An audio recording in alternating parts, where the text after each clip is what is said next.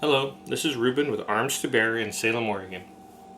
Coming to you today with a review for a holster I've been using for several months. It is an N82 Tactical, or N8 squared. It is a professional holster. This is how it sits in my pants every day. This is my everyday carry, the SIG P938. It is loaded, safety's on. Because that is how I carry it every day. It's got to be ready to go in case, heaven forbid, any emergencies may occur. Again, this holster is from N82 Tactical, N8 squared. Made in the USA, very nice. Polycarbonate shell, steel clip, leather front, suede backing, neoprene inner. This holster is fairly thick. You can see it compared to my thumb there. It's probably nearing 1/4 of an inch thick. But it is very comfortable. This is one of the most comfortable holsters I've ever worn. Hence the reason why I've used it for so long. You can see it's taken the shape of my body and the gun fairly well. Again, the back is suede. You can see it's a little dirty, a little oily, but that's not bad for many, many months of wear. The stitching is in pretty good shape. You can see a little bit of unraveling, a little bit of fraying, but it's in pretty good shape. Front's in fairly good shape as well. You can see it's really taking the shape of the gun. It is tuckable. You see there, if you wanted to tuck your shirt in around it. Steel clip. One of my major complaints about this holster is this clipping design. It's adjustable for cant, which is nice. Not adjustable for height or depth. On the flip side of that, it's pretty movable. So once you adjust it to your cant, it's just friction that it relies on. So unfortunately for me, in my pants, this cant will shift as I'm moving around through the day, and that really bothers me. Again, my belt is fairly stout. It's made for carrying, so it really doesn't move. The clip really doesn't move. And unfortunately that means the holster will move. So I find myself adjusting it often throughout the day. It really irritates me after a while.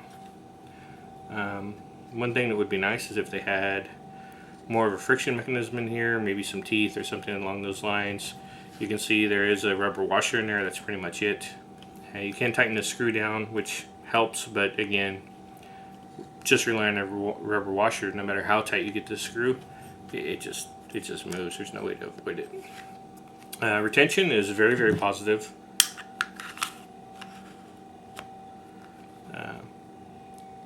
Almost too positive in my opinion. So this holster requires you to twist it and then pull it out. So for me, I'm a little chunky, a little bit overweight. So once you have your body pressing against the holster and then your belt compressing in between, sometimes getting that twist can really be tedious. You should always practice firing, of course, as much as you can. You should practice from the holster you carry as well.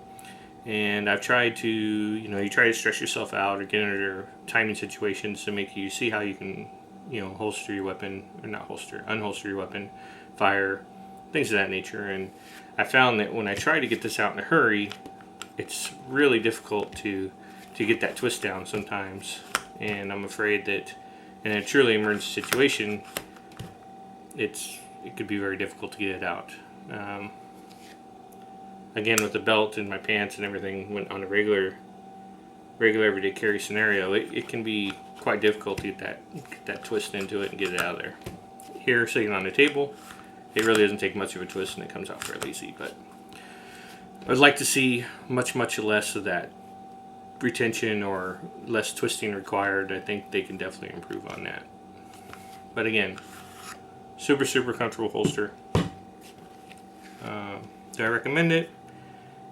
Yes and no. I mean, if you can happy with the twisting and you're happy with the cant and the ability of it to hold that cant, it's very comfortable. I mean, it's hard to argue how comfortable it is. It's extremely comfortable, and that's kind of why it's so disappointing for me to have to replace it. But that is what I'm going to do, and I will come up with some new holster reviews as I go along. Holsters can be very expensive. As of 2014, this one is $70, not including shipping, so you're going to be in at about $90 when all said is done. And you know, as we all know, you can spend a lot of money on holsters trying to find the right one. Would I recommend this one? Yes, I would.